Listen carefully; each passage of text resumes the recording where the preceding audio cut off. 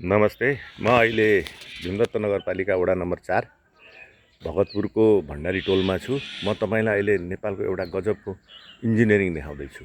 यो विकासमा यस्तो खालको इन्जिनियरिङ तपाईँ छ कि छैन थाहा छैन, तर हाम्रो भीमदत्त नगरमा चाहिँ यस्तो इन्जिनियरिङ गरिन्छ। हेर्नुस्, यो फुटपाथ अर्थात् यो सडकपेटीमा खाने पानीले ओछ्याएको पाइप। ल हेर्नुस्, यो इन्जिनियरिङ गर्ने इन्जिनियरलाई चाहिँ मान्नै पर्छ। यस्तो खालको इन्जिनियरिङ तपाईँले कहीँ पनि देख्नु भएको छैन होला। हाम्रो भीमदत्त नगरमा यस्तो इन्जिनियरिङ हुन्छ। यस्तो इन्जिनियरिङ किन गरियो होला, यो कसरी गरियो होला भन्ने कुरा तपाईँ बुझ्नुहोस् न। यसले फुटपाथ सडकपेटीको के अर्थ छ यसमा? ल हेर्नुहोस् है,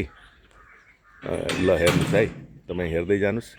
यो किन यो सडकपेटी संरक्षण, खानेपानी र विकास, यो विभिन्न निकायहरूका विकास निकायहरूका चाहिँ यी बिचमा कस्तो समन्वय हुन्छ भन्ने यहाँबाट देखिन्छ। यो इन्जिनियरिङले के देखाउँछ, तपाईँलाई कस्तो लाग्यो?